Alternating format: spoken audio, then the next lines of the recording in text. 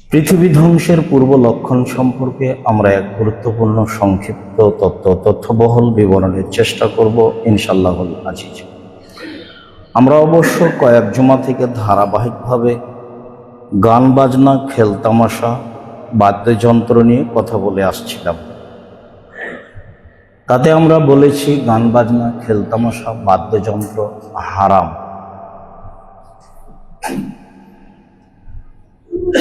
এর মাধ্যম ক্রয় করা হারাম, এর মাধ্যমে পয়সা উপার্জন হারাম, এবং এইটা একটা বড় ধরনের জুয়া। আন্তর্জাতিক ফুটবল বিশ্বকাপ 2026কে লক্ষ্য করে যেটুকু হয়েছে, তাতে আমরা বিষয়টি নিয়ে খুব শক্তভাবে জাতির সামনে পেশ করার চেষ্টা করেছি। সম্মানিত দিনী ভাই বোন, আমরা বলেছি ঢোল, ঢাক, ডুবি, তবলা, হারমোনিয়াম, সেতারা, দোতারা, একতারা, যত বাদ্যযন্ত্র আছে সব হারাম, যা আল্লাহ তাআলা বলেন হাদিসে কুদসি। চৌসার, ছক্কা, লুডু, দাবা, পাঞ্জা, পাশা, ক্যারাম বোর্ড, তাস, গেমস, ফ্রি ফায়ার, পাবজি, এ ধরনের যত খেলা দুনিয়াতে আছে বা কিয়ামত পর্যন্ত যত তৈরি হবে, যা বসে বসে চলে, যাতে শরীরের কোনো চর্চা থাকে না, তা খুব জঘন্য ধরনের হারাম বলে রাসূল সাল্লাল্লাহু আলাইহি ওয়াসাল্লাম বলেছেন। হাদিস মুসলিম, তা আমরা বলেছি। তাতে আমরা এটাও বলেছি যে 2022 সালে কাতার খেলার আয়োজন করেছিল, তাতে খরচ ছিল $22 লক্ষ কোটি প্রায়। কাতার একাই ছিল এই খেলার আয়োজনে। 2026 সালে খেলার আয়োজনে ছিল আমেরিকা, কানাডা ও মেক্সিকো, তাতে খরচ ছিল $1,70,000 কোটি টাকা, প্রায় $1,70,000 কোটি টাকা। আর কাতারের পক্ষ থেকে আয়োজনে খরচ ছিল প্রায় 22 লক্ষ কোটি টাকা। তাদের অনেক প্রস্তুতি নিতে হয়েছিল, হয়তোবা ভবিষ্যতে সৌদি আরবের লোক এই পদক্ষেপ নিবে বলে ধারণা করা হচ্ছে। খেলাধুলা, খেলতামাশা, বাদ্যযন্ত্র, গান বাজনা সম্পূর্ণ টোটালি হারাম। এ কথা আল্লাহ তাআলা বলেন, এ কথা মুহাম্মদ সাল্লাল্লাহু আলাইহি ওয়াসাল্লাম বলেন, এ কথা হাদিসে কুদসিতে উল্লেখ হয়েছে। আপনি চাইলে জুমার খুতবা আব্দুর রাজ্জাক বিন ইউসুফ বিস্তারিত দেখবেন, আশাবাদী। তাতে বলেছি এই খেলায় অংশগ্রহণ করা তো বহুদূরের কথা, এই খেলার গল্প যেখানে চলে সেখানে বসে থাকাও হারাম। তাতে এই কথা বলা আছে বসে থাকা হারাম। এটার যদি আমি প্রমাণ পেশ করতে না পারি, তাহলে আমি জাতির সামনে কথা বলবো না। আর জাতির সামনে কথা বলবো না, এই কথাটা আমার নতুন নয়, এটা দীর্ঘ সময় থেকেই বলে আসছে। আর আমার ভিতরে দুর্বলতা কোনো কাজ করে না। আমি জাতির সামনে কথা বলতে লেগে কোনোদিন অপ্রয়োজনীয় বা ইনিয়ে বিনিয়ে বা জালজয়ী হাদিস বা কেসা কাহিনী কোনোদিন বলেছি বা বলবো, এটা আমার ধারণাতে নেই। যার কারণে আমার দুর্বলতা ভিতরে কোনো সময় কাজ করে না। তাতে আমি খুব শক্তভাবেই বুঝিও বলি যে আমি জেনে শুনেই বলছি। সম্মানিত দিনী ভাই বোন, কিয়ামতের লক্ষণ। হুযায়ফা ইবনুল ইয়ামান একজন বিশিষ্ট সাহাবী। একাধিক আয়াতে রয়েছে কিভাবে পৃথিবী ভেঙে যাবে। সময়ের গতিতে হবে আজকের জন্য। হুযায়ফা ইবনুল ইয়ামান রাদিয়াল্লাহু তাআলা আনহু বলেন যে নাস ইয়াসআলুনা আনিল খাইরি, জনগণ রাসূলকে জিজ্ঞাসা করত কল্যাণ সম্পর্কে, কিভাবে জান্নাত পাওয়া যাবে, কিভাবে জাহান্নাম থেকে বাঁচা যাবে। এগুলো ছিল জনগণের জিজ্ঞাসা। অকুন্ত আসআলু আনিশ শাররি মাখাফাতা ইদরিকান, আর আমি নিজে হুযায়ফা ইবনুল ইয়ামান বিশিষ্ট সাহাবী, আমি জিজ্ঞাসা করতাম অনিষ্ট সম্পর্কে, খারাপ। মাখাফাতা ইদরিকান, এই আশঙ্কায় যে খারাপ কখন আমাকে ধরে নেবে, আমি হয়তো বুঝতে পারবো না। আমার জীবনের কোনো এক সময় অন্যায়, অবিচার, হারাম, অরাজকতা, লুটতরাজ অবিচার চলে আসবে, তখন আমার পরকাল হারিয়ে যাবে। এই জন্য আমি প্রায়ই আল্লাহ রসুলকে অনিষ্ট সম্পর্কে জিজ্ঞাসা করতাম। মর্মে একদিন বললাম, আল্লাহ রসুল, ইন্না কুন্না ফি জাহিলিয়াতিন শাররিন, আমরা ছিলাম পাপের মধ্যে, অনিষ্টের মধ্যে। আমাদের কাজকর্মের নাম ছিল জাহেলিয়া, একটা কাজও ঠিক ছিল না। তো আমরা ছিলাম পাপের মধ্যে এবং জাহেলিয়াতের মধ্যে। ফাজানাল্লাহু তাআলা বিহাদাল খাইর, এখন তো আল্লাহ তাআলা আমাদেরকে কল্যাণ দিয়েছেন, ইসলাম এসেছে, কোরআন মাজিদ এসেছে, আমরা তখন ভালো, আমরা এখন মুসলিম, জাহেলিয়াত নেই, সত্য কথা বলি, নেই অন্যায় বিবেচনা করে চলি, 5 ওয়াক্ত সালাত আদায় করি, যেগুলো ইবাদত সেগুলো করি, এখন তো আমরা ভালো। আচ্ছা আল্লাহ রাসূল, হাল বাদা হাদাল খাইরি মিন শাররিন, এই ভালোর পরে কি খারাপ আসবে?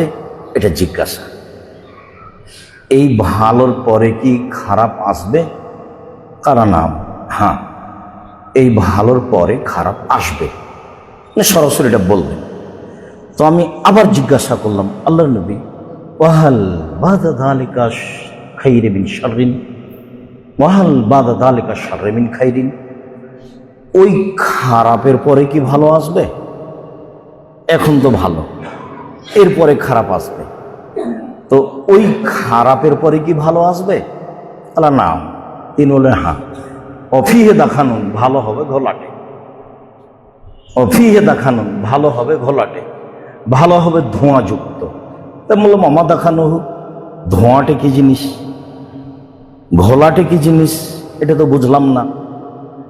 তখন আল্লাহ রসুল বলছেন, দেখো, কওমুন ইহতাদুনা বিগাইরি হুদায়া ওয়া ইস্তানুনা বিগাইরি সুন্নাহ, আলেম ওলামা জনগণ এক শ্রেণীর মানুষ আমার আদর্শ ছাড়াই অন্য আদর্শে চলে বলবে, এটা রাসূলের আদর্শ। আমার সুন্নাত ছাড়াই অন্য সুন্নাত ধরে বলবে, এটা রাসূলের সুন্নাত। তারিফুনা তুনকিরুনা, তোমরা এটা বুঝতেও পারবে, তোমরা এটা নাকচও করবে না, এটা ঠিক নয়। তাহলে সাহাবীরা নাকাজ করবেন, তাবেঈরা করবেন, তাবেঈরা করবেন, এবং এক শ্রেণীর আলেম কিয়ামত পর্যন্ত এই শিরকে এবং বিদআতকে অস্বীকার করবেন না, এটা হবে না। আলেম ওলামা আমার আদর্শ ছেড়ে দিয়ে অন্য আদর্শ গ্রহণ করে বলবে, এটাই রাসূলের আদর্শ। আমার সুন্নাত ছেড়ে দিয়ে অন্য সুন্নাত গ্রহণ করে বলবে, এইটাই রাসূলের সুন্নাত। কিভাবে? আদর্শ একটা দেখাই, তাহলে ভালো মনে থাকবে, দিন রাত বলেছি, ওরই মধ্যে থেকে একটা বলি, তাহলে সহজ হবে। আদর্শ মানুষকে বিদায় দিলে বলতে হবে, আস্তাগফিরুল্লাহ দীনাকা ওয়া মানতাকা ওয়া কিরামানি ওয়া যাওয়াতাকাল্লাহু তাকওয়া গাফারা যামব ইয়াসসারালাকাল খায়রা হাইসুমা কুনতা, এটা হলো বিদায়ের আদর্শ। তা আপনার বিদায় হলো এই যে টাটা বাই বাই, আমার আদর্শ ছেড়ে দিয়ে অন্য আদর্শ ধরে নে বলবে, এটাই রাসূলের আদর্শ। অনেক ধরেন থ্যাংক ইউ, জাযাকাল্লাহ খায়র, যেগুলো আপনি দিন রাত আমার মুখে শুনেছেন। তো আমার আদর্শ ছেড়ে দিয়ে অন্য আদর্শ ধরে নে বলবে, এটাই রাসূলের আদর্শ। সুন্নাত, সুন্নাত কত আছে তার কোনো হিসাবই নেই, কত আছে। আপনার প্রসিদ্ধ বলে দুরূদে ইব্রাহিম পড়তে হবে, আপনি বলছেন আল্লাহুম্মা সাল্লি আলা সাইয়্যিদিনা মাওলানা নাবিয়িনা মুহাম্মদ। সুন্নাত একটা লাশকে সামনে রেখে, লোকটা মারা গেছে, কাপড় দিয়ে তাকে ঢেকে দিতে হবে, অজু দিয়ে গোসল দিতে হবে। কেন আপনি তাকে উঠাচ্ছেন, বসাচ্ছেন, তারপর পেশাব পায়খানা পেট চাপতে বের করছেন, নখ কাটছেন? 241টা বেদাত আছে এক মুমূর্ষু ব্যক্তিকে লক্ষ্য। দেখেন একটা বইয়ে সিরিয়াল দেওয়া আছে, আব্দুল্লাহ আম্মার মুমূর্ষু হতে কবর পর্যন্ত।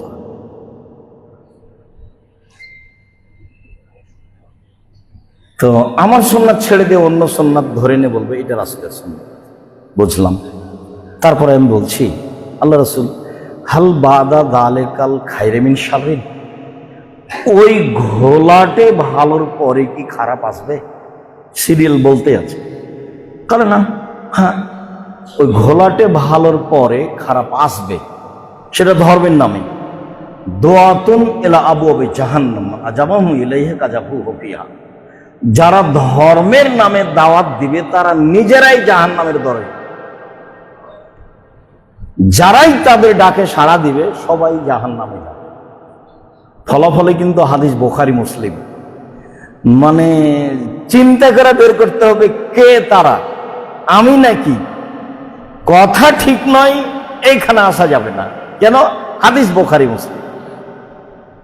কথা এটাই যে এক শ্রেণীর আলেম ওলামা জাহান্নামের দরজায় থেকে মানুষকে বলবে ধর্মের কথা আছে, যারাই তাদের ডাকে সাড়া দিবে তারাকে তারা জাহান্নামে ঢুকিয়ে দিবে। তখন হুযায়ফা রাদিয়াল্লাহু আনহু বলছেন, সিফহুম লানা, কথাটি বুঝিয়ে বলেন। বুঝলাম না, আলেম ওলামা জাহান্নামের দরজায় থাকবে, তাদের কথায় সাড়া দিলে তারাই মানুষকে জাহান্নামে দিয়ে দিবে? কথা বুঝলাম না, আরো বুঝিয়ে বলেন। তখন রাসূল সাল্লাল্লাহু আলাইহি ওয়াসাল্লাম বলছেন, হুম মিন জিলদাতিনা ওয়া ইয়াতাকাল্লামুনা বিআলসিনাতিনা, তারা হবে সবাই মুসলমান, তারা আমার ভাষায় কথা বলবে, কোরআন হাদিস দিব্যি পড়বে, অনুবাদ করবে, শোনাবে। দেখছেন না, কোরআন মাজিদ পড়ে মানুষ বলছে যে নির্বাচনের কথা কোরআন মাজিদে আছে। মিলাদ পড়ে বলছে যে আল্লাহ বলছেন মিলাদ করতে হবে, সাহাবী করলেন না, তাবেঈ করলেন না, তাবেঈ করলেন না, ইমাম আবু হানিফা রাহিমাহুল্লাহ করলেন না, ইমাম শাফি করলেন না, মালিক করলেন না, পৃথিবীর কোন বড় আলেম করলেন না, বলছে কোরআন মাজিদে আছে। হুম মিন জিলদাতিনা, এটা রাসূলের মুখের ভাষা। ইয়াতাকাল্লামুনা বিআলসিনাতিনা, তারা হবে মুসলমান আমার চামড়ার, তারা আমার ভাষায় কথা বলবে। তখন হুযায়ফা রাদিয়াল্লাহু আনহু বলছেন, কামা তা'মুরুনি আদরাকনি জালিকা, পরিস্থিতি এমন হলে কি করতে হবে বলেন? তাহলে তো কঠিন হয়ে গেল। আলেম ওলামাই যদি ধর্মের নামে কোরআন হাদিস পেশ করে, তাহলে এখন কি করব বলেন? তখন আল্লাহ রাসূল বলছেন, তালজাম জামাআতুল মুসলিমিন ওয়া ইমামাহুম, তখন একটা সঠিক দল এবং সঠিক দলনেতা খুঁজো। তখন হুযায়ফা রাদিয়াল্লাহু আনহু বলছেন, ফাইন লাম ইয়াকুন লাহুম জামাআতুন ওয়া ইমামুন, যদি সঠিক দল সঠিক দলনেতা খুঁজে না পাই তাহলে কি করব? চলছে কথা, একটার পরে শুরু হয়েছে তখন থেকে। তখন বলছেন, ফাতাজিল তিলকাল ফিরাকা কুল্লাহা, সব দলগুলি ছেড়ে দাও, ওয়ান তাউজিব আসলি শাজারাতে, গাছের আড়ে একাই লুকিয়ে থাকো, হাত্তা ইদরাকাল মউত, মরে যাও, আসবে না। ধর্মের নামে ভুল সিদ্ধান্তে যেতে হবে না, সন্ধ্যা হলে ফিরে আসতে হবে, বেঁচে থাকার জন্য কোরআন এবং সহিহ হাদিসের আশ্রয় নিতে হবে। আল্লাহ তাআলা বলেছেন, ফাসালু আহলা যিকরি ইন কুনতুম লা তা'লামুন বিল বাইয়িনাতি ওয়াজ জুবুর, পৃথিবীর মানুষ তোমরা জানা মানুষের নিকটে জানো প্রমাণ সহকারে। প্রমাণ নেই যেখানে, মান্য নেই সেখানে, প্রমাণ যেখানে নেই, মানা সেখানে নেই। ব্যক্তি যত বড়ই হোক, আল্লাহ বললেন জানা মানুষের নিকটে জানো। যাকে দাওয়াত দিচ্ছে, আব্দুল রাজ্জাক সাহেবকে জুমার খুতবা দেওয়ার জন্য ডাকি, অন্তত 5-10 জনকে জিজ্ঞাসা করতে হবে কিছু কোরআন হাদিস বুঝেন কিনা। তারপরে 1 দিন আর 7 দিন আগে বলে দিতে হবে যে ভাইজান এখানে কোরআন হাদিসের অনুবাদ করে খুতবা দেওয়া হয়, বিষয়টা স্পষ্ট করে বুঝে সুঝে আসবেন। আহমদ হোসেন মন্ডল জান্নাতপুরের পরিচালক ছিলেন, মারা গেছেন, আল্লাহ তার ভালো করুক। প্রথম দিন আমাকে বলছে, একবারে প্রথমে এসেছি যেদিন, আমাকে বলছে যে এই মিম্বারে খুতবা দিলে কোরআন হাদিসের অনুবাদ ছাড়া খুতবা দিলে আমি তাকে মিম্বার থেকে নামিয়ে দেব। ঠিক আছে, ভালো, তাই হবে। তো ওর এই কথার ভিত্তিতে তখন হাদিস মুখস্থ করে এসে খুতবা দেওয়া হয়। ওই সুবাদেই এভাবে দেখা যায় যে সময় আসলে আলহামদুলিল্লাহ মাশাআল্লাহ অনেক হাদিস বলা যায়। সম্মানিত দিনী ভাই, আবু হুরায়রা হুযায়ফা বিন ইয়ামান রাদিয়াল্লাহু তাআলা আনহু এইভাবে বললেন। অফি রিওয়ায়াতিন, অন্য এক বর্ণনায় হুযায়ফা বিন ইয়ামান বলেন, রাসূল সাল্লাল্লাহু আলাইহি ওয়াসাল্লাম বললেন, এখন মিন বাদি আইম্মা, আমার পরে আলেম ওলামা হবে, ইহতাদুনা বিগাইরি হুদায়া, আমার আদর্শ ছাড়াই অন্য আদর্শ মেনে বলবে এটা রাসূলের আদর্শ। ওয়াস্তান্নুনা বেগাইরে সুন্নতি, আমার সুন্নাত ছাড়াই অন্য সুন্নাত মেনে চলে বলবে এটাই রাসূলের সুন্নাত। কুলুবুহুম কুলুবু শায়াতিন ফি জুসমানি ইনসিন, তাদের অন্তর হবে শয়তানের অন্তর, ওদের দেখতে লাগবে মানুষ। রাসূলের মুখের ভাষা ভেবেছেন আপনি? আলেম ওলামা দিয়ে জাহান্নাম উদ্বোধন হবে, এই কথা আল্লাহ রাসূল বলেছেন। আমাদেরকে সম্মান করতে হবে এ কথাই ঠিক, তবে জেনে বুঝে সম্মান করতে হবে এ কথাও ঠিক। কেন? আল উলামা ওয়ারাসাতুল আম্বিয়া, আল্লাহ নবী বললেন যে আলেম ওলামা হচ্ছেন নবীগণের উত্তরাধিকারী। অনেক বড় এবার উপরে মান চলে গেছে।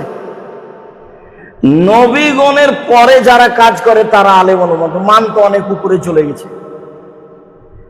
সত্যি মান উপরে অনেক, কিন্তু আলেম ওলামা দিয়ে জাহান্নাম উদ্বোধন হয় এ কথাও ঠিক। আবার তিনি বললেন ওদের দেখতে লাগবে মানুষ, ওদের অন্তর হলো শয়তানের অন্তর। হাদিস তো বুখারী মুসলিম। কি বিচার করবেন? সাওবান রাদিয়াল্লাহু তাআলা আনহু বলেন, রাসূল সাল্লাল্লাহু আলাইহি সাল্লাম বলেছেন, ইন্না মিম্মা তাখাওয়াফা আলা উম্মতি, পৃথিবীর মানুষ মনে রেখো আমি আমার উম্মতের উপরে আশঙ্কা করি তিনটি বিষয়ে। পৃথিবীর মানুষ শুনে রেখো আমি আমার উম্মতের উপরে আশঙ্কা করি তিনটি বিষয়ে। এক, আইম্মাতাম মুজিল্লিন, ভ্রান্ত হুজুর। হুজুর ভ্রান্ত হবে এ কথা আল্লাহর নবী বলেছেন। মানুষ কিভাবে বুঝবে? আল্লাহ যেভাবে বলেছেন সেভাবে ভাবলেই বুঝবে। কথা যখন দলিল সহ হবে তখন ঠিক আছে, দলিল আবার ঠিক আছে কিনা তখন আল্লাহ রাসূল বললেন যে কাফাবিল মারে কাদেবানি ইউহাদ্দিসাবে কুল্লামা সামিয়া, একজন মানুষ শুনে একটা কথা বলে দিল ধর্মের নামে, সে মৃত্যু। কথাটা সত্য হলেও মৃত্যু, আগে দেখতে হবে রাসূলের কিনা। তিনি বললেন পৃথিবীর মানুষ বাল্লিগু আন্নী ওয়ালা আয়া, আমার একটি কথা জানা থাকলে অন্যকে বলো। হাদ্দিসান বানি ইসরাঈল ওয়ালা হারাজ, বানি ইসরাঈলের সত্য কাহিনী বলো, কোনো দোষ নেই।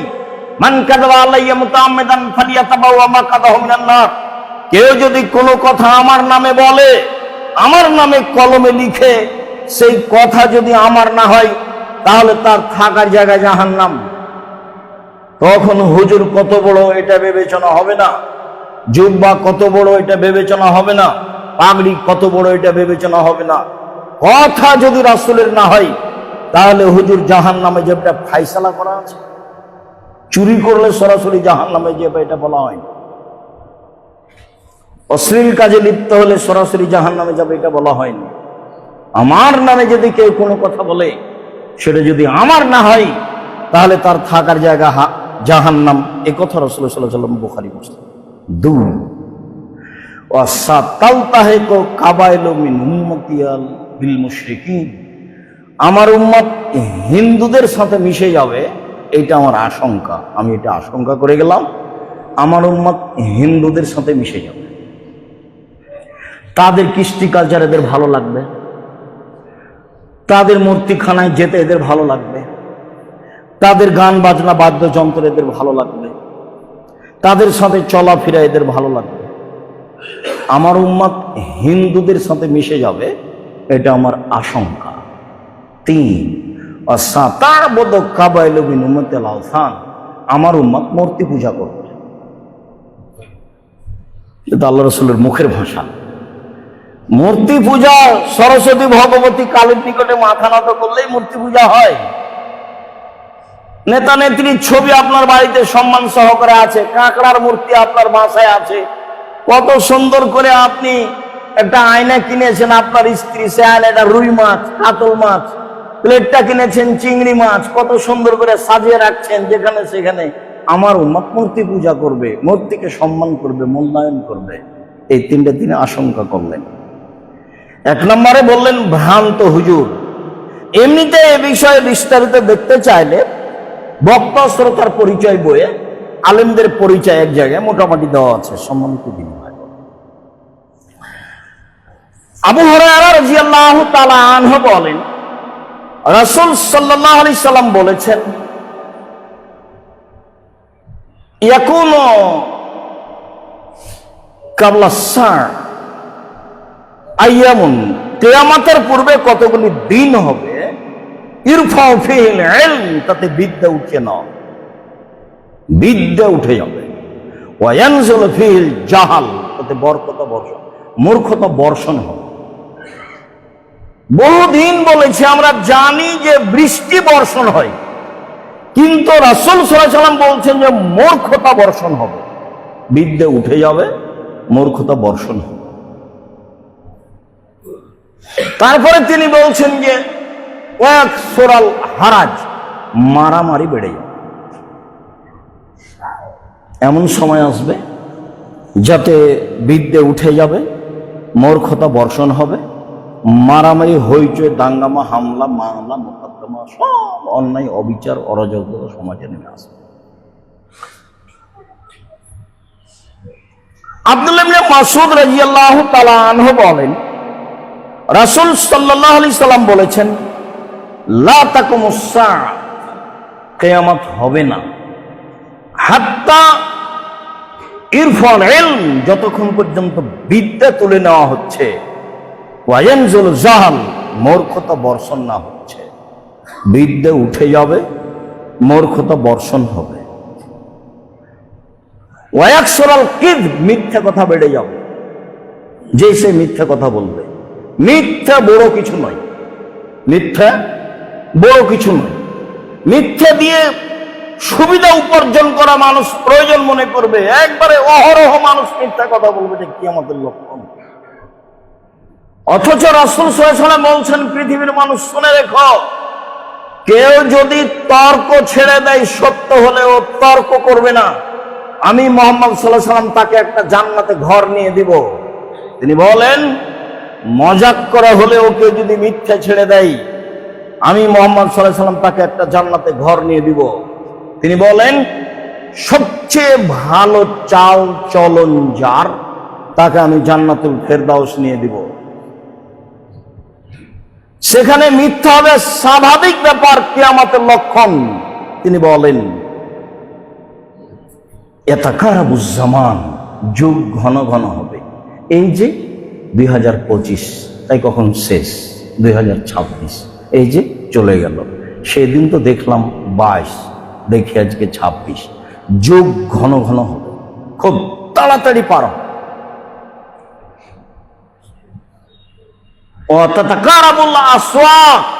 ঘন ঘন বাজার গড়ে উঠবে, যেখানে সেখানে বাজার হবে। এমন পল্লী, নিবিড় পল্লী, যেখানে বাজারের ধারণা করা যায় না, সেখানে বাজার গড়ে উঠবে। কিয়ামতের লক্ষণ। কৃপণতা মানুষের উপরে চাপিয়ে দেওয়া, মানুষ দান খেরাত করতে চাইবে না। আমি আপনাকে এ বিষয়ে বহুদিন বলেছি যে আপনি একটা কথা মাথায় রাখবেন, যে দান খায়রাত আমি কেউ চাইলে দিব, এটা না, আমি নিজে থেকে দেব। এটা আমার ইবাদতের একটা অংশ। আমি সালাত আদায় করি, এটা আমার ইবাদত। আমি কোরআন তেলাওয়াত করি, এটা আমার ইবাদত। আমি সুবহানাল্লাহ আলহামদুলিল্লাহ বলি, এটা আমার ইবাদত। আমি সিয়াম থাকি বৃহস্পতিবার সোমবার, এটা আমার ইবাদত। আমি হজ করতে যাই, এটা আমার ইবাদত। তো এইরকম একটা গুরুত্বপূর্ণ ইবাদত দান, এটা আপনি মনে করে নেবেন, তাহলে করা সহজ হবে। আমি আপনাকে বলি যে দান দেখে শুনে করবেন, যেখানে শিরক বিদআত হয় না, কেননা আপনার দান দিয়ে যদি আবার অন্যায়ের সহযোগিতা হয়, তাহলে এটা আবার ভুল হয়ে গেল। এদেশেও মানুষ টাকা পয়সা খরচ করে না এমনটা নয়, এদেশেও মানুষ বিত্তশালী নেই এ কথা নয়, এদেশেও মানুষের টাকা পয়সা আছে অনেক, এদেশের মানুষও দান করে, কিন্তু আমি যেটুকু বুঝি তাতে প্রায় মানুষের দানটা ভুল পথে আছে। কৃপণতা মানুষের উপরে চাপিয়ে দেওয়া হবে। কয়েকটা জিনিস থেকে আল্লাহ রাসূল খুব পরিত্রাণ চাইতেন, তার একটা হলো কৃপণতা। আল্লাহুম্মা ইন্নী আউযু বিকা মিনাল বুখলি, আল্লাহ তোমার কাছে আমি কৃপণতা থেকে বাঁচতে চাই।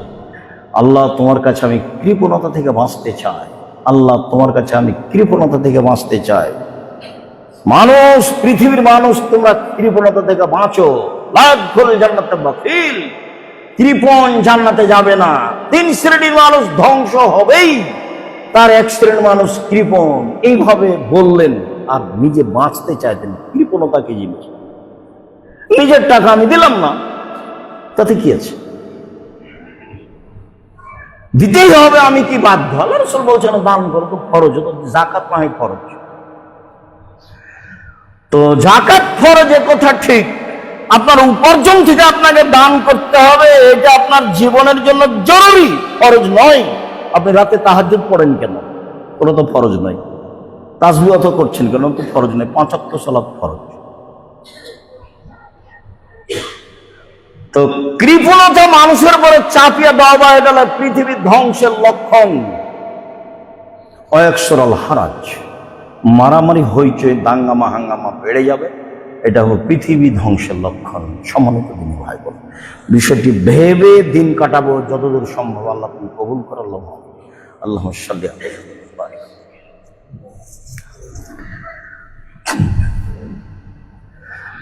আলহামদুলিল্লাহ ওয়াহদা, সালাতু ওয়াসসালামু আলা মান লা নাবিয়্যা বাদা। আবু হুরায়রা রাদিয়াল্লাহু তাআলা আনহু বলেন, রাসূল সাল্লাল্লাহু আলাইহি ওয়াসাল্লাম বলেছেন, ইন্না মিন আসরাতিস সাআ, পৃথিবী ধ্বংসের লক্ষণ। এর ফল ইলম, বিদ্যা উঠে যাবে। ওয়াকসরাল জাহাল, মূর্খতা বেড়ে যাবে।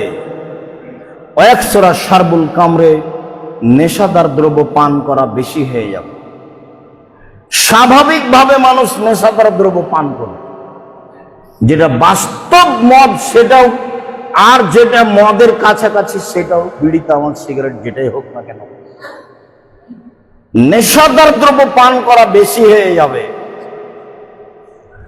ওয়াকিল্লার রেজাল, পুরুষ কমে যাবে। ওয়াকসরা নিসা, মহিলা বেশি হয়ে যাবে। পৃথিবী ধ্বংসের লক্ষণ। পুরুষ কমে যাবে, মহিলা বেশি হয়ে যাবে। হাত্তা ইয়াকুনা লি খামসিন ইমরাল কাইমুল ওয়াহিদ, একজন পুরুষের অধীনে থাকবে প্রায় 50 জন নারী। হাদিস বুখারী মুসলিম। সম্মানিত দিনী ভাই বোন, 50 জন নারী কিভাবে থাকবে? তো বিদ্বানেরা বলতে চেয়েছেন যে 50 জন নয়, আরবিতে বেশি বোঝানোর জন্য 70 শব্দ ব্যবহার হয় আর 50 ব্যবহার হয়। তার মানে একজন পুরুষের সাথে হাজারো লাখো মহিলার অবৈধ সম্পর্ক। বুখারী মুসলিমে এসেছে, যখন মহিলা বেশি হয়ে যাবে, পুরুষ কমে যাবে, তখন মহিলারে ভুল পদ্ধতিতে অন্যায় করার জন্য তাদের পিছনে ধাওয়া করে তাদের সাথে অন্যায় করবে। এই কথা মুহাম্মদ সাল্লাল্লাহু আলাইহি ওয়াসাল্লাম বলেন। পৃথিবী ধ্বংসের লক্ষণ। মুআয ইবনে জাবাল রাদিয়াল্লাহু তাআলা আনহু বলেন, রাসূল সাল্লাল্লাহু আলাইহি ওয়াসাল্লাম বলেছেন, ইন্না হাযাল আমরা বাদা নবুওয়াতান রাহমা, নেতৃত্ব শুরু হয়েছে নবী দিয়ে ও দয়া দিয়ে। কোন নবীর নেতৃত্ব চলেনি আল্লাহর দয়া ছাড়া। কোন নবীর নেতৃত্ব চলেনি আল্লাহর দয়া ছাড়া। আল্লাহ যখন মুসা আলাইহিস সালামকে বললেন, মুসা, ফিরআউন সীমা লঙ্ঘন করেছে, তুমি সেখানে দাওয়াত দিতে যাও। মুসা আলাইহিস সালাম বললেন, আমার মুখে তোতলা রয়েছে, আমি ভালো স্পষ্ট কথা বলতে পারি না, আমি যাব না। আল্লাহ বললেন, আমি ব্যবস্থা করছি, ঠিক করে দিচ্ছি, তুমি যাও। মুসা আলাইহিস সালাম বললেন, আমার একটা আপত্তি, অভিযোগ রয়েছে তাদের পক্ষ থেকে আমার উপরে। 1 থাপ্পড়ে আমি মানুষ মেরেছি, আমি সেখানে গেলেই আমাকে মারবে, অতএব আমি যাব না। তখন আল্লাহ বললেন, আমি তোমার সাথে থাকবো, কিভাবে মারবে সেটা দেখব। বলছে, আমার সাহস হয় না, গেলে আমার ভাইকে আমার সাথে দিতে হবে, হারুনকে দিতে হবে। ঠিক আছে, তাই হলো। হারুন আর তোমরা 2 ভাই যাও, যা বলেছ তাই মেনে নিয়েছি। তবে ওলা তানিয়া ফিজিক্রি, আমাকে ডাকতে কম করো না, না ডাকলে সব উঠে দেবে। যা বলেছে একটা রাখবো না। নবীর নেতৃত্ব চলেনি আল্লাহর দয়া ছাড়া। খুব স্বাধীনভাবে তিনি গিয়ে বললেন, প্রথম কথা স্বাধীনতা লাগবে। গরিব মানুষ হলেও নিজ স্বাধীনভাবে দিন পালার মানার একটা গতিবিধি থাকতে হবে। আর একজনের অধীনে থেকে দিন মানা যায় না। কৃষ্টি, কালচার, নিয়ম, নীতি, কর্ম, আদর্শ ইহুদি খ্রিস্টানদের মেনে চলে স্বাধীন থাকা যায় না। রাসূল সাল্লাল্লাহু আলাইহি ওয়াসাল্লাম বললেন, পৃথিবীর মানুষ শুনে রেখো, তোমরা ইহুদি খ্রিস্টানদেরকে মেনে নিবা শিবরিন বে শিবরিন, ডান হাতের বিঘত যেমন বাম হাতের সমান সমান সমান, তাদের আদর্শ তোমরা মেনে নিবা। জেরান বে জেরাইন, মানুষের হাত যেমন হাতের সমান তেমনি তোমরা মেনে নিবা। তিনি বললেন, অন্যায় করতে করতে যদি তারা গুই সাপের গর্তে ঢুকে, তোমরাও ঢুকবে। শোনো পৃথিবীর মানুষ, মনে রেখো, তোমরা বানি ইসরায়েলের সাথে ইহুদি খ্রিস্টানদের সাথে নিয়ম কারণে, কৃষ্টি, কালচারে, আদর্শে, পোশাকে আশাকে তাদের সাথে চলে যাবে। ডান পায়ের জুতা যেমন বাম পায়ের সমান, ডান হাতের বিঘত যেমন বাম হাতের সমান, ডান হাতের বাহু যেমন বাম হাতের সমান, সমান সমান মেনে নেবে। শুধু তাই নয়, নিচে নামতে নামতে নামতে আল্লাহ রাসূল শেষে বলছেন, বানি ইসরায়েল ইহুদি খ্রিস্টান যদি মায়ের সাথে জেনা করে থাকে, তোমরাও করবে।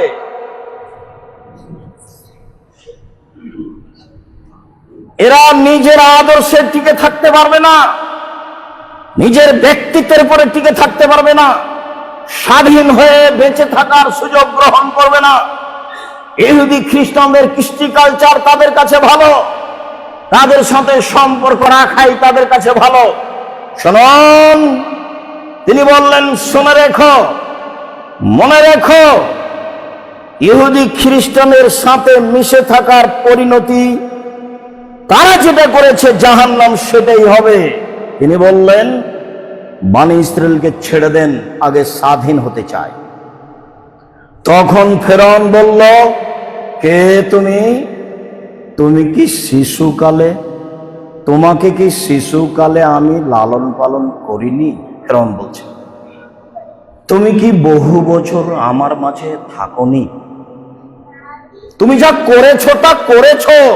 তুমি এক থাপ্পড়ে মানুষ মেরেছো, তুমি বলো অকৃতজ্ঞ। তুমি আমার সামনে কথা বলো মানে? কোন সাহসে তুমি বলো বানি ইসরায়েলকে ছেড়ে দিতে হবে?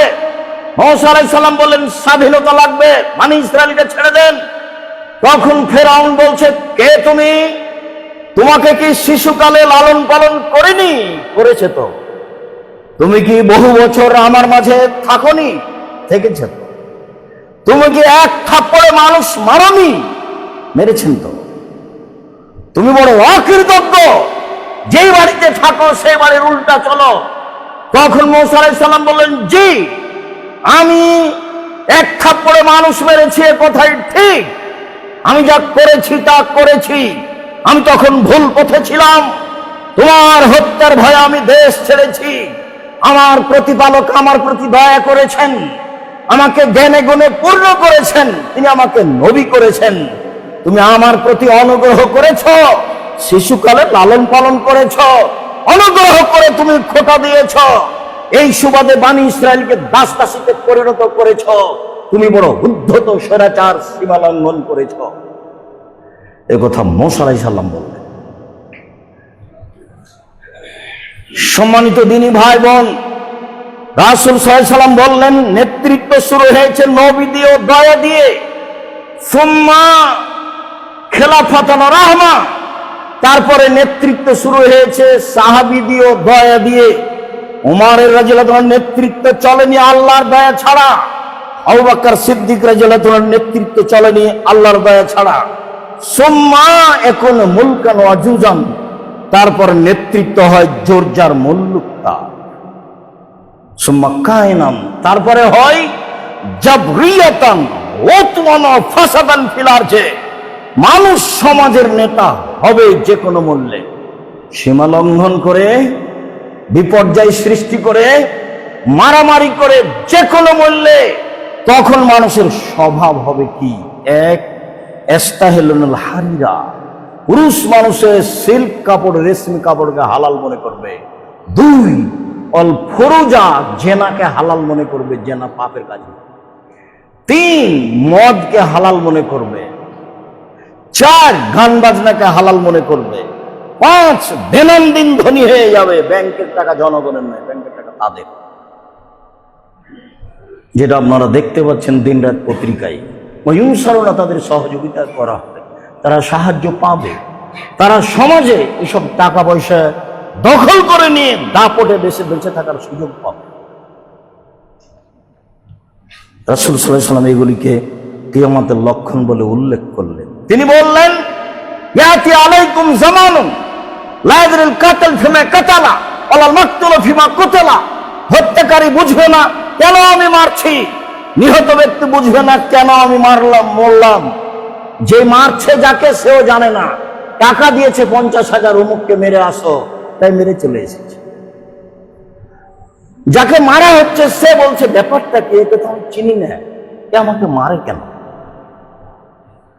বহুদিন বলা আছে, ঢাকা জেলে 20 বছর 30 বছর থেকে বহু মানুষ আছে, ও নিজেই জানে না আমি কেন জেলে।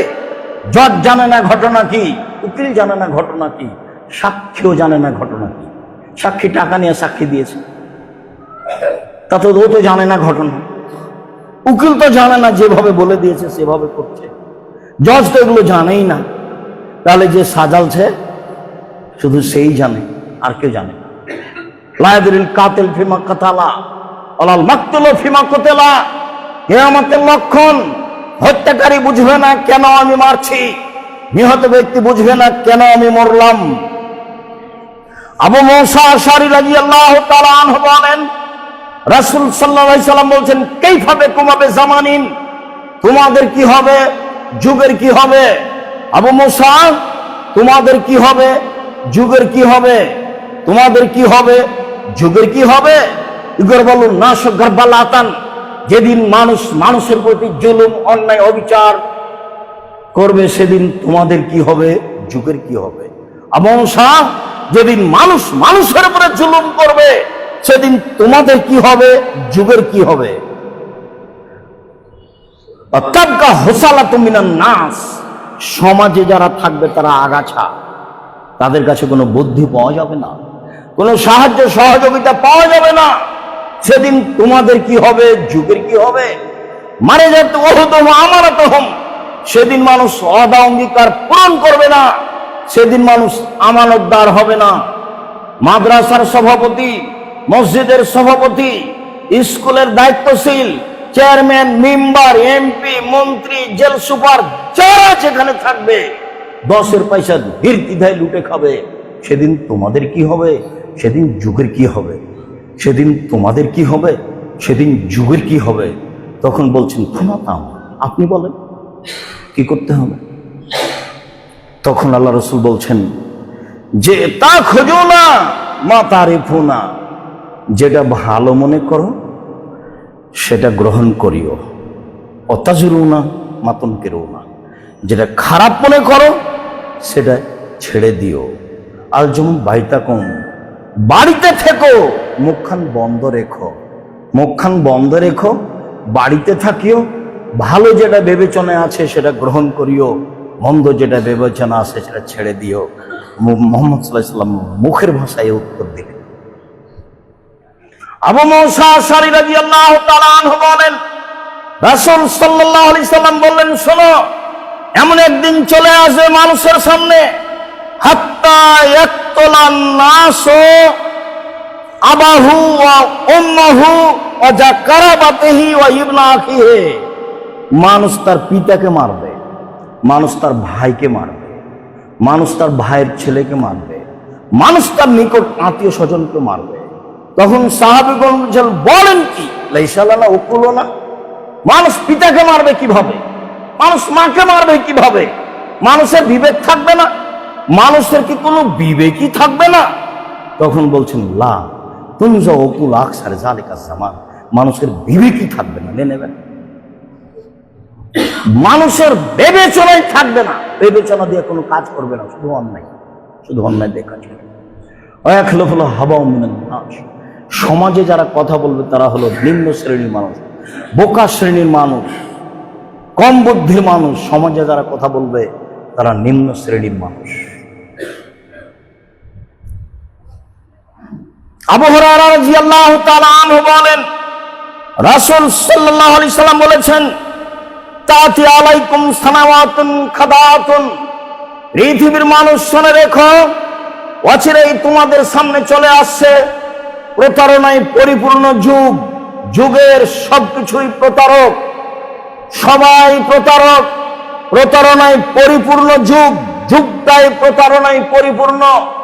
কেউ কাউকে বিশ্বাস করতে পারবে না। যাকে খুব বিশ্বাস করে আপনি টাকা পয়সা দিয়েছেন, পরের দিন সে টাকা মেরে দিয়েছে। আপনি ভেবেছিলেন মাটির উপরে সবচেয়ে বিশ্বস্ত। আর আমি নিজেও দেখেছি, আমি যখন টাকা পয়সা দিয়েছি তখন আমি মনে করেছি আমিও ফেরেশতা, আর যাকে দিয়েছি সেও ফেরেশতা। বাস্তবে দেখা গেল না, তো আমিও তো ফেরেশতা নই, ওও তো ফেরেশতা নই। কত যে ঘটনা আছে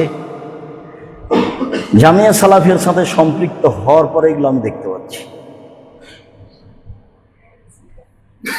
অবাক হতে হয়, যাকে ফেরেশতা ভেবেছিলাম সে আসলে ফেরেশতা নয়, সে মানুষ। অবাক হতে হয় কি এভাবে প্রতারণা দিতে পারে, সে কি আমার ব্যবসার টাকা পয়সা এভাবে লুটে নিতে পারে? আল্লাহ রাসূল বলছেন, শুনে রাখো, যুগই প্রতারণায় পরিপূর্ণ থাকবে। ইসাদ্দাকুল কাদেব, মিথ্যাকে সত্যবাদী বলা হবে। ইকাদ্দাবু সাদেক, সত্যকে মিথ্যাবাদী বলা হবে। মিথ্যা সত্য, সত্যই মিথ্যা। হুবাহু রাসূলের মুখের কথা না বলছি। ইউতামানুল খায়ন, আত্মসাৎকারীকে আমানতদার বলা হয়, নেনে পারে। ওয়ায়ুখাওয়ানুল আমিন, আর ভালো মানুষকে আত্মসাৎকারী বলা হয়। আত্মসাৎকারী ব্যক্তিকে বলা হবে আমানতদার, আর আমানতদারকে বলা হবে আত্মসাৎকারী। একবারে হুবাহু মুখামুখি। ওয়ায়ান্তেকুর রয়বেজ, নিম্ন শ্রেণীর মানুষ সমাজে কথা বলবে। সাহাবীরা বলেন, ওমা হুয়া রয়বেজ, রয়বেজ কি জিনিস বুঝলাম না। আপনি যে ভাষা বললেন রয়বেজ, এটা বুঝতে পারলাম না, উপরের কথা বুঝেছি। তখন আল্লাহ রাসূল বলছেন, আরাজুল তাফেহ এখনো ফি আমরিল আম্মা, সমাজের বড় নেতৃত্ব দিবে যারা, তারা হবে একেবারে নিম্ন শ্রেণীর মানুষ, ইতর শ্রেণীর মানুষ। হাদিসে এসেছে, আবু হুরায়রা রাদিয়াল্লাহু তাআলা আনহু বলেন, রাসূল সাল্লাল্লাহু আলাইহি সাল্লাম বলেছেন, লা তাকুমুস সাআত হাত্তা ইয়াকুন আসাদান নাসে লোকাবনে লোকা, যতদিন পর্যন্ত মানুষের কাছে প্রিয় মানুষ না হচ্ছে ইতরের সন্তান ইতর। মরণ একদিন আসবে, এই বইয়ে কিয়ামতের লক্ষণে এই হাদিসের বাংলায় লেখা আছে, ইতরের সন্তান ইতর। নিম্ন শ্রেণীর মানুষের সন্তান, নিম্ন শ্রেণীর মানুষ যখন সমাজের দায় দায়িত্ব পালন করবে প্রায় অংশে। এই কথাটা বুঝাতে গিয়ে বক্তব্যের মাঠে বলা আছে যে রংপুর, দিনাজপুর, লালমিরহাট, নীলফামারী, কুড়িগ্রাম, পঞ্চগড়, ঠাকুরগাঁ, গাইবান্ধা, বগুড়া, জয়পুরহাট, এইসব ডিস্ট্রিক্টের ভাষায় বেন্ধার বাচ্চা বেন্ধা যেদিন সমাজের দায়িত্ব পালন করবে সেদিন কিয়ামত হবে। রাজশাহী, নাটোর, নওগাঁ, চাঁপাইনবাবগঞ্জ, এইসব ডিস্ট্রিক্টের ভাষায় ছোট লোকের বাচ্চা, ছোট লোক যেদিন সমাজের দায়িত্ব পালন করবে সেদিন এমন হবে। ঢাকার ভাষায়, ভাষাটা বলতে পারলাম না, তবে এতটুকু বলছি, অমুকের বাচ্চা অমুক, অমুকের পোলা অমুক, বাচ্চা নয়, অমুকের পোলা অমুক। আমি তো এই শব্দ এখন খুতবায় বলতে পারি না। অমুকের পোলা অমুক যখন এরকম সমাজের দায় দায়িত্ব, বড় দায়িত্ব পালন করবে, তখন মনে করতে হবে এখন সময় চলে এসেছে। খুব সাবধান, একদিন বেঁচে থাকলে হিসাব করে বাঁচতে হবে। জোর করে বেঁচে থাকার চেষ্টা করবেন, জুলুম করে বেঁচে থাকার 1 মিনিট চেষ্টা করবেন না, সময় শেষ। শ্বাস বন্ধ হলেই সময় শেষ, ফিরিয়ে না আসার কোনো পথ নাই। অবাক মরণ, জমি জায়গা, অর্থ সম্পদ, তাকে বোঝানোর কোনো পথ নেই। পরের এক আশ্চর্য জিনিস, রাসূল সাল্লাল্লাহু আলাইহি ওয়াসাল্লামকে জিজ্ঞাসা করা হয়েছিল, সবচেয়ে বুদ্ধিমান কে? তখন তিনি উত্তরে বলেছিলেন, মরণকে স্মরণ করতে পারে যে, সেই হলো সবচেয়ে বুদ্ধিমান।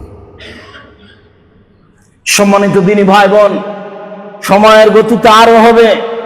কিয়ামতের পূর্ব লক্ষণে আমরা প্রায় বাস্তব দেখতে পাচ্ছি। মানুষ অন্যায়কে অন্যায় মনে করে না, মানুষ অবিচারকে অবিচার মনে করে না, মানুষ মানুষের বিরুদ্ধে মিথ্যে মামলা দিতে একটুকু দ্বিধা বোধ করে না। একেবারে ঘরে বসে সাজিয়ে সুন্দর করে লিখে দিচ্ছে, যার ব্যাপারে লিখছে সে ঘনক্ষরও জানে না। কার নামে মামলা দিয়ে তাকে জেল হাজতে দিয়ে নিজেকে সফল মনে করছে। এইভাবেই ক্ষমতা চলে আসছে, আরো আসবে। মানুষ পশু প্রাণীর মতন হয়ে যাবে, অন্যায় অবিচার বেড়ে যাবে, অরাজকতা বেড়ে যাবে, লুপ্তরাজ বেড়ে যাবে, জেনা বেড়ে যাবে, মদ পান বেশি হয়ে যাবে, অন্যায় অবিচার উঠে যাবে, বেশি হয়ে যাবে, বিদ্যা উঠে যাবে। যে বিদ্যা আপনার উপকার করতে পারে না সেটা বিদ্যা নয়। যে বিদ্যা আপনাকে 5 ওয়াক্ত সালাত আদায় করাতে পারে না সেটা বিদ্যা নয়। যে বিদ্যা আপনার পোশাক পরিবর্তন করতে পারে না সেটা বিদ্যা নয়।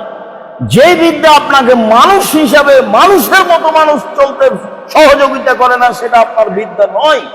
যে বিদ্যা আপনাকে শিরক বুঝাতে পারে না, বিদআত বুঝাতে পারে না, সুদ বুঝাতে পারে না, ঘুষ বুঝাতে পারে না, জেনা বুঝাতে পারে না, অবিচার বুঝাতে পারে না সেটা বিদ্যা নয়। সে আপনাকে ফাঁকি দিয়েছে। যার কারণে রাসূল সাল্লাল্লাহু আলাইহি ওয়াসাল্লাম বলতেন, আউযুবিকা মিন ইলমিন লা ইয়ানফা। ওই বিদ্যা চায় না যে বিদ্যা উপকার করে না। তাহলে মানুষের বিদ্যা উপকার করবে না, এই কথা ঠিক। উনি নিজেই বলছেন যে আমি ওই বিদ্যা চাই না যে বিদ্যা উপকার করে না। অমিন কালবিন লা ইয়াখশা, ওই অন্তর চায় না যে অন্তর আল্লাহর ভয়ে কাঁদে না। অমিন নাফসিন লা তাসবা, ওই আত্মা চায় না যে আত্মা তৃপ্তি লাভ করে না। খালি আরো খালি আরো খালি আরো, এই আত্মা আমি চাই না। অমিন দাওয়াতিন লা ইস্তাজিবু লাহা, ওই দোয়া করতে চায় না যে দোয়া কবুল হয় না। যখন তখন বলতেন, সালাম ফিরা পূর্বে বলতেন, ওই বিদ্যা চায় না যে বিদ্যা উপকার করে না। ওই অন্তর চায় না যে অন্তর আল্লাহর ভয়ে কাঁদে না। ওই আত্মা চায় না যে আত্মা তৃপ্তি লাভ করে না। ওই দোয়া তোমার দরবারে করতে চায় না যে দোয়া কবুল হয় না। এইভাবে তিনি দিন রাত বলতেন। সম্মানিত দিনী ভাই বোন, আপনাকে এই অংশে এসে আমি আন্তরিকভাবে অনুরোধ জানাচ্ছি যে সত্য সত্যই পৃথিবীর বাস্তবতা যা, সেটা বিদ্যার দিকে হোক, সামাজিকভাবে হোক, নেতৃত্বের দিকে হোক, পোশাক আশাকে হোক, এখন প্রায় মানুষ ভুল পথের দিকে চলে গেছে। একজন মানুষ, পুরুষ মানুষ মাথায় টুপি দিয়ে আছে, তার ছেলে নগ্ন, তার মেয়ে নগ্ন পোশাক পরে আছে, তার কাছে এটা ভারী লাগে। বাজনা চলছে দোকানে, টুপি মাথায় দিয়ে দোকানে বসে আছে, জিনিস বিক্রি করছে, তার কাছে এটা ভারী লাগে। পিতা স্কুলে মঞ্চে বসে আছে, মেয়ে নাচছে, তার কাছে এটা ভারী লাগে, বরং খুশি যে আমার মেয়ে ভালো নাচতে পারে। অবাক কথা। আপনি বলেন বিদ্যা কি জিনিস? বিদ্যা যদি মানুষের ক্ষতি করে তাহলে সেটা বিদ্যা নয়। মর্মে খুতবার শেষে এসে আন্তরিকভাবে অনুরোধ জানাচ্ছি যে কিয়ামতের লক্ষণ আমাদের মাঝে প্রায় বিরাজ করছে। মর্মে সতর্ক হই। রাসূল সাল্লাল্লাহু আলাইহি ওয়াসাল্লাম বলছেন, কবর দেখে কোনো কোনো মানুষ কবরের উপরে গড়াগড়ি পারবে, পরিবেশ পরিস্থিতি এত জটিল খারাপ হবে, আর আফসোস করে বলবে, আমি কেন মরলাম না, এই কবরটা আমার কেন হলো না, আমি কেন মরলাম না, এই কবরটা আমার কেন হলো না। এক শ্রেণীর মানুষ পরিস্থিতিতে আফসোস করে কবরবাসীর কবরে যাওয়ার বলবে যে আমি যদি এই কবরবাসী হতাম তাহলে তো আমি সব ঝামেলার মধ্যে থাকতাম না। দিন দিন দিন যত যাবে পরিবেশ পরিস্থিতি তত কঠিন হবে, অন্যায় অবিচার সমাজে তত বেশি হবে, জেনা চুরি ডাকাতি সমাজে তত বেশি হবে। মর্মে সম্ভবপর প্রাণপণে চেষ্টা করি, আল্লাহ তৌফিক দান করুন। মর্মে পরামর্শ, হিসাব নিকাশ করে বিবেচনা করে দিন কাটাই। 1, 2, এই মসজিদের সাথে হিফজখানা চলে, এইটাকে হিফজখানার সাথে সাথে এখানে যেন কেতাবখানা থাকে, কোরআন হাদিস শিক্ষা দেওয়া হয়, এই ব্যবস্থা নিতে হবে। কেন? এদেশের লোক হিফজকে বিদ্যা মনে করেছে, মূলত হিফজ বিদ্যা নয়। একটা ছেলে হাফেজ হয়েছে, তো ওর সূরা বাকারা মুখস্থ আছে আর আপনার সূরা নাস মুখস্থ আছে, পার্থক্য এই যে ওর বেশি আর আপনার কম। আপনিও যেমন জানেন না, ও তেমন কিছু জানেন না। হিফজ যদি শেষ হয়ে যায়, দিয়ে মাথায় রুমাল দিয়ে ঘুরে বেড়াই, তাহলে বুঝতে হবে যে আপনার ছেলের হাঁটুর উপরে মেরে হাঁটু অচল করে দেওয়ার জন্য চলতে না পারে, বাকি জীবনও মানুষের বাড়িতে খাবো, মাথায় টুপি দিয়ে চেয়ে বেড়াবে। কাজে মূলত হিফজ কোনো বিদ্যা নয়। যারা ধনী মানুষ, চাকরি রিটায়ার্ড হয়ে গেছে, বলছে আমার বাপের নামে একটা হিফজখানা খুলেছে, বল হিসাব। হিফজ দিয়ে আপনি কি করবেন? ও তো কোরআন হাদিস বুঝে না। আপনার মধ্যে আর তার মধ্যে পার্থক্য কি বলেন তো? আপনার সূরা ফালাক মুখস্থ আছে, আর ওর কি আছে? সূরা বাকারা। আপনিও যেমন জানেন না কিছু, ওইও তেমন জানেন কিছু। দোনোকে দোনো বাড়াবার। বরং অনেক সময় আপনি তো কিছু দিন ধর্ম চর্চা করেন, ও মানুষের বাড়িতে খাওয়ার তালে দিন ধর্ম চর্চা করেন, তাকে পড়ানো লাগে না। কমিলানে পড়ালে তো খুব দেখতে হয়। আমরা 90 সাল থেকে 88 আগস্টের 20 তারিখ রোজ বুধবার থেকে শিক্ষকতা করি। 88 আগস্টের 20 তারিখ রোজ বুধবার থেকে। তারপরে ক্লাসে গেলে আগে একটু দেখি যে আল্লাহ এখানে কি বলেছে, দেখি ছেলেদের সামনে কি বলবো, তো ওখানে কিছু লাগে না। কাজেই ছোট হোক প্রতিষ্ঠান, প্রতিষ্ঠান হিসাবে গণ্য করার চেষ্টা করেন। যারা সমাজে দায়িত্বশীল আছেন, আমাদের পক্ষ থেকে আন্তরিকভাবে অনুরোধ রইল। তারপরের কথাটি আমি আপনাকে শতবার বলে আপনি বিরক্ত হবেন না। মনে রাখবেন, আপনি জামিয়া সালাফি কিভাবে চলে তা ছাত্র জানে না। জামিয়া সালাফি কিভাবে চলে তা শিক্ষক জানে না। জামিয়া সালাফি কিভাবে চলে তার নেব্রাসের সদস্যরা জানে না। নেব্রাস ইসলামিক রিসার্চ ফাউন্ডেশন অলাভজনক একটি সরকার অনুমোদিত ফাউন্ডেশন, তার অধীনে জামিয়া সালাফিয়া চলে। সব জামিয়া সালাফে ঢাকা, জামিয়া সালাফে দিনাজপুর, জামিয়া সালাফে রাজশাহী, জামিয়া সালাফে চট্টগ্রাম, সময়ের গতিতে যেটা যখন গড়ে উঠবে সব নেব্রাসের অধীনে চলে। নেব্রাসের যারা সদস্য তারাও জানে না জামিয়া সালাফি কি। সরকার ভাবে অডিট হয় সরকারিভাবে, এইসব রক্ষকরা বুঝে কিভাবে চলে, কিভাবে তাকে হিসাব রেডি করতে হয়। আমি মোটামুটি কিছু বুঝতে পারি। জামিয়া সালাফি বৈদেশিক কোনো সহযোগিতা দিয়ে চলে না। মুসলিম দেশ, মুসলিম কান্ট্রি তার সহযোগিতা দিয়ে জামিয়া সালাফি চলে না। দেশের কোনো বিত্তশালী দিয়ে জামিয়া সালাফি চলে না। দেশের সরকারিভাবে সহযোগিতাই চলে না। জামিয়া সালাফি মাসে প্রায় 45 লক্ষ টাকা খরচ হয় বেতন। জামিয়া সালাফের একটা অংশ আছে আদ-দাওয়ায়ে আল্লাহ, তারা সারা বাংলাদেশ থেকে প্রতি 15 দিনের জন্য 25 থেকে 30 জন ইমামকে নিয়ে যায়, ফ্রি নিয়ে যায়, ফ্রি খাওয়ায়, ফ্রি পয়সাপাতি দেয়, ফ্রি ফেরত দেয়, যাতে করে মসজিদের সভাপতির প্রতি ভারী না হয়। প্রতি 15 দিনের জন্য 25 থেকে 30 জন মানুষ আছে প্রশিক্ষণ দেওয়ার, এর জন্য 6 জন লোক আছে। জামিয়া সালাফি অনলাইন আল ইতিসাম টিভি আছে। জামিয়া সালাফে আপনার আদ-দাওয়ায়ে আল্লাহ প্রশিক্ষণের ব্যবস্থা আছে। জামিয়া সালাফে প্রায় 700-র অধিক মক্তব চলে। জামিয়া সালাফে 50টা প্রশ্ন উত্তর দিয়ে আল ইতিসাম পত্রিকা আছে। যাওয়ার সময় একটা পত্রিকা হাতে করে যাবেন। আপনি বিশ্বাস করেন, আপনার টাকা দিয়ে আমি পত্রিকা ছাপাই। আমি আমার টাকা দিয়ে, আমার কোনো টাকা নেই, আমরা বাপ কোনো জমিদার নয়। আপনার টাকা দিয়ে পত্রিকা ছাপানো হয়। 12 জন খালি মুফতি আছে, আপনার টাকা দিয়ে তাদেরকে রাখা আছে। কেন আপনি পড়েন না? আমার দাবি আপনি পড়বেন। আমার কোনো স্বার্থ নাই। জামিয়া সালাফের আমি 5 পয়সা সুবিধা ভোগ করি না। জামিয়া সালাফের আমি 5 পয়সা সুবিধা ভোগ করি না। আমি জামিয়া সালাফের বেতন নিই না। জামিয়া সালাফের আমি দাঁত দাঁড়ি না। আমি আল্লাহকে বলছি, আমার মনে বড় সাধ, এই দেশের মাটিতে আমি উন্নত মানের প্রতিষ্ঠান গড়বই করবো, যেখানে ছেলে মেয়ে বাংলা, ইংরেজি, আরবি উন্নত মানের শিক্ষা অর্জন করে জাতির অন্যায়ের বিরুদ্ধে লড়বে মুখে কলমে মিডিয়ে। সেই দাবিতে আমি বলি যে এখানে এই মসজিদে যে ছেলেটা খিদমত করার নাম যেন কি, ও পত্রিকা দেয় আল ইতিসাম পত্রিকা, 50টা প্রশ্নের উত্তর ফতোয়া বোর্ডে পাস করে ফতোয়া লেখা হয়। ব্যতিক্রম পত্রিকা আল ইতিসাম পত্রিকা, আপনার ভালোবাসা থাকে যেন। জামিয়া সালাফের যত বই পুস্তক বের হয়, যেমন আজকের আলোচনা আছে, আপনার মরণ একদিন আসবে এই বই, আপনি এগুলোকে মূল্যায়ন করবেন। আমি আপনার কাছে জামিয়া সালাফে এই বিষয়গুলি তুলে রেখে দিন রাত যেটা বলে থাকি সেটা আজকেও বলছি। আপনার কাছে আমার একটা দাবি, মানুষ হিসাবে, দিনী ভাই হিসাবে, দিনী বোন হিসাবে একটু মুখে বলবেন, আল্লাহ তুমি জামিয়া সালাফে কবুল করো। আমি খুশি হব। কোনোদিন সময় হলে দেখতে যাবেন জামিয়া সালাফিয়া, আপনাকে ভালো লাগবে। আর আমি আপনাকে 10 টাকা দিতে বলছি না, তবে আপনার 10 টাকা ছাড়া জামিয়া সালাফে গড়ে উঠুক এটা আমি চাই। কেন?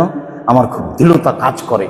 শিরক মুক্ত প্রতিষ্ঠান জামিয়া সালাফিয়া, বিদআত মুক্ত প্রতিষ্ঠান জামিয়া সালাফিয়া, দল মুক্ত প্রতিষ্ঠান জামিয়া সালাফিয়া, সংগঠন মুক্ত প্রতিষ্ঠান জামিয়া সালাফিয়া, হিংসা মুক্ত প্রতিষ্ঠান জামিয়া সালাফিয়া, দেশের সর্ববৃহৎ প্রতিষ্ঠান জামিয়া সালাফিয়া, শিক্ষা মানে উন্নত মানের প্রতিষ্ঠান জামিয়া সালাফিয়া, অনেক শিক্ষক দেশ বিদেশের এই প্রতিষ্ঠান জামিয়া সালাফিয়া।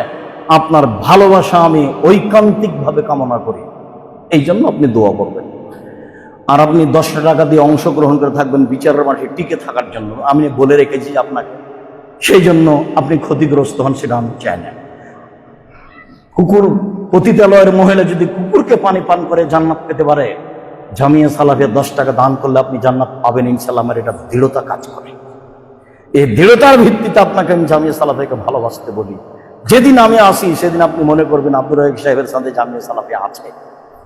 কেউ বলতে পারবে না জামিয়া সালাফের কথা, কেউ কোনো শিক্ষক রশিদ বই বাইরে ব্যবহার করতে পারবে না। কোন শিক্ষক যদি জামিয়া সালাফের রশিদ বই বাইরে ব্যবহার করে তাহলে তার জরিমানা হবে। কেউ জামিয়া সালাফের কথা বলতে পারবে না, কেউ আদায় করতে পারবে না। আল্লাহ ব্যবস্থা করবে। আপনি আছেন, আমি আছি, আল্লাহ ব্যবস্থা করবেন। সাধারণ মানুষ দিয়ে আল্লাহ চালাচ্ছেন।